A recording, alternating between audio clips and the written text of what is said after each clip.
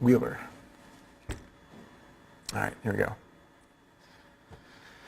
All right, welcome to Double Slit 4, Quantum Eraser home version, where we'll learn how to do this, one of the strangest experiments ever done in physics at home with just things you might find around the house, except one thing you might not easily find around the house, you might have to order. I'll do this to reiterate one of the strangest experiments in physics and describe it again. So there's 3 other double slit lectures you've missed already, and there's more coming in the future. So this is really strange stuff at the root of physics and the strangeness of physics. So I am Robert Nemiroff. I'm professor at Michigan Tech, and this is the obligatory second slide that says what this is. You can read this. You can get the lectures any number of places. This is a real course. So let's jump into it and say this is based on something that I didn't realize it was so easy to do at home. This is a Scientific American article, a fine magazine, by these 2 people who came up with this idea. Rachel Hilmer and Paul Quate, who I don't know. They realized you can do a lot of this at home, and very simply. So I'm going to step people through this. So you can, if you don't believe me, if this stuff is too strange for you, you can try to duplicate this. So first you need a laser pointer, which are surprisingly common these days. They're giving them away at conferences. They used to be expensive and prized back when I was a wee lad. Now they give them away. You can surely find one almost anywhere. Here's one. I think it's part of a keychain. Don't stare into it. All right? So take the ordinary laser and point it at a wall. If you should get a spot, most commonly a red spot, but now they can be other colors. If not, then try a laser that actually works. Okay, next a pin. These pins are not hard to find. They're stuck in shirts that hurt you. So the next time you're putting on a shirt, if you're a guy, and it just take the pin and put it somewhere where you can then use to confound quantum mechanics. So you then place this pin between the laser and the wall, and what would you expect to see? Would you expect that you would see an interference pattern on the wall? Would you expect no interference pattern? Or would you expect that you would now suddenly fully understand quantum mechanics? And the answer to that would be an interference pattern. So a pin is sort of like a poor person's 2-slit experiment, because the laser itself does not have that wide, I'll do red because does not have that wide a spot. So if you were to take a pin, it's sort of like having slits of this width here.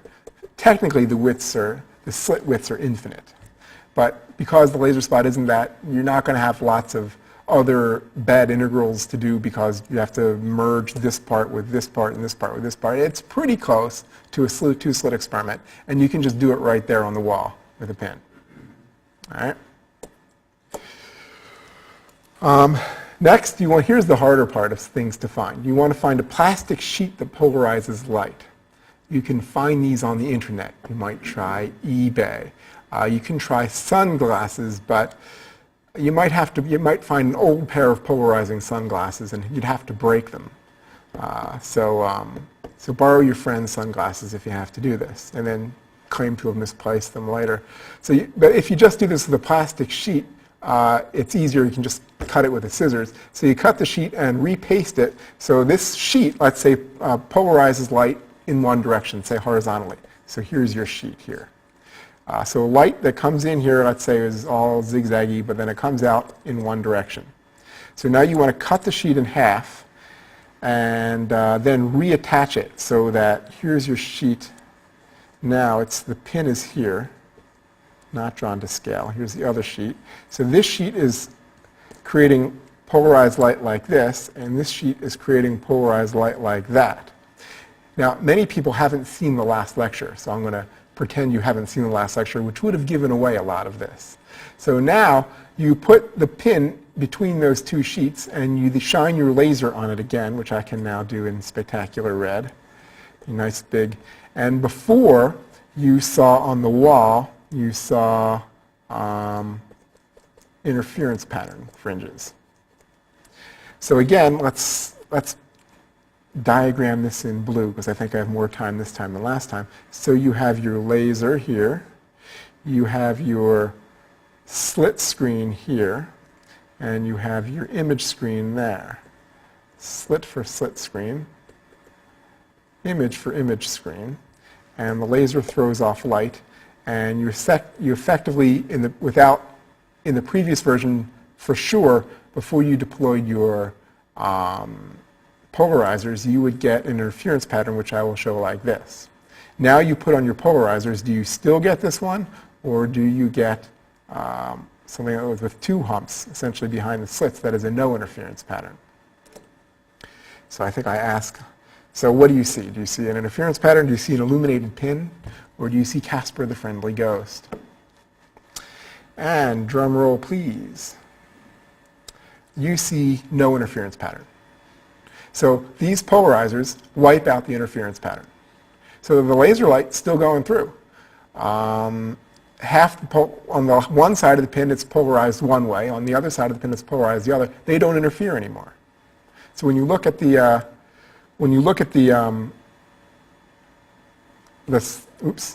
slot at the wall, you don't see the interference pattern. The ups and downs go away. You see essentially the shadow of the pin and then bright spots on either side.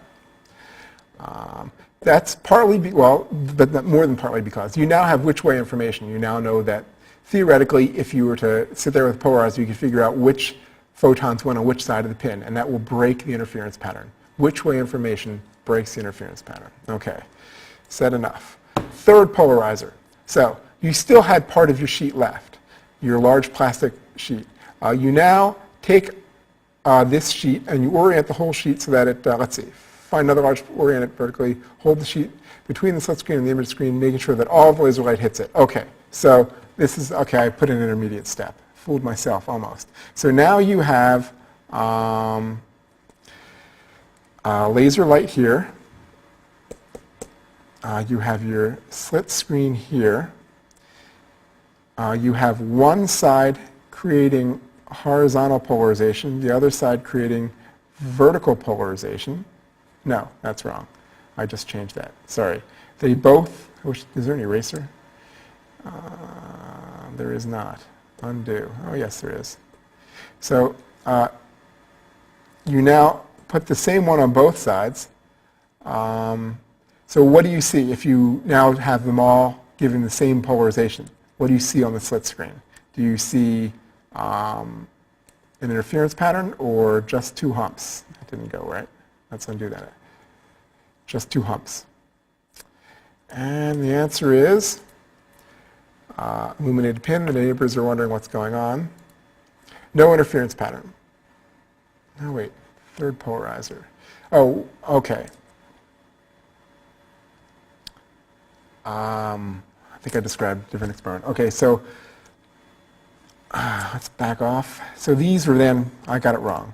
I've been a little while since I made up this slide. So here you put a third slit one here, and this is going to wipe out one of the interference patterns. So you're only going to get half the slit illuminated now, because this is one way, this is the other way, and if you go through two polarizers, one vertical and one horizontal, you get no light coming through. But this one is horizontal both ways, so it allows all the light through. So that means you only get light coming from one side of the pin, which means that you only get one of these. So you get no interference pattern, you just get one side of the pin illuminating.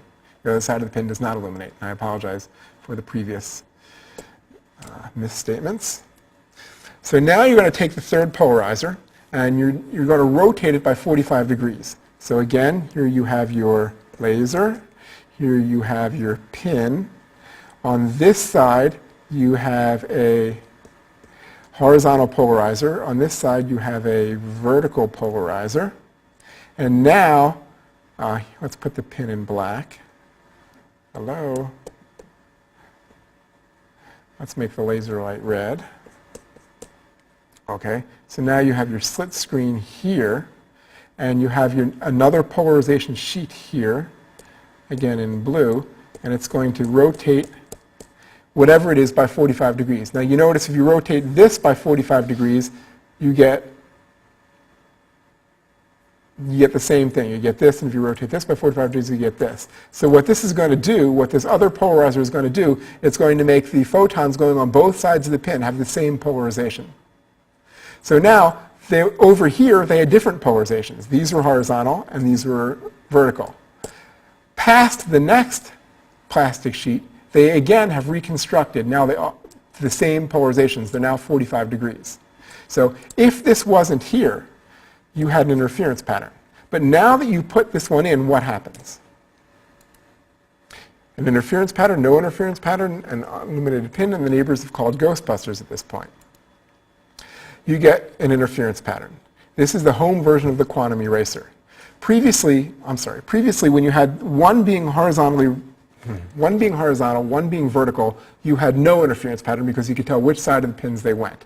Now when you put in the third polarizer, all the photons are once again indistinguishable. And so when they're indistinguishable, you get an interference pattern. So you've erased the which way information, which is why this is called a quantum eraser. So it turns out you can erase information. And you can do this at home with just pins. You can erase and unerase quantum information as much as you want. And you can see that your choice as to whether to put that in there will determine whether you see it or not. And now I'll go to, again, the kicker, which is, let's say you had delayed choice. Let's clear this. Let's say you could have done this at a time. Now, if you just use your regular laser pointer, the laser was moving so fast and the distances are so small that you're not going to have the ability to do this. But they have the ability to do this in the laboratory. That the photons can then come off in a bunch. The laser gives off a bunch of photons. And that's it. And those photons can pass the slit screen. They can be horizontally polarized here, negatively and vertically polarized there. Then you can have a delayed choice after the photons have passed the slit screen. After that, you can choose to put in this last polarizer. And if you put the polarizer in, then you lose the information as to which side of the pin the photons went on, and you get an interference pattern. If you choose not to put that third polarizer in, this is the third polarizer here, then you get no interference. So even though the photons have passed the slit, you can decide whether you see an interference pattern or not by putting in that third polarizer. Again, you can't do this at home because they move too fast, but it can happen in the laboratory, and it has been done in the laboratory, and it's been determined. So with that, we're going to get to even stranger stuff, well, a little bit stranger stuff next week with something, with other types of two-slit experiments involving something called entanglement and other aspects of this. And so there's some really strange two-slit type experiments still yet to be done. So if you think you understand even this, wait till the next lectures and they'll be even stranger. So with that, we'll wrap this up. Thank you. See you next time.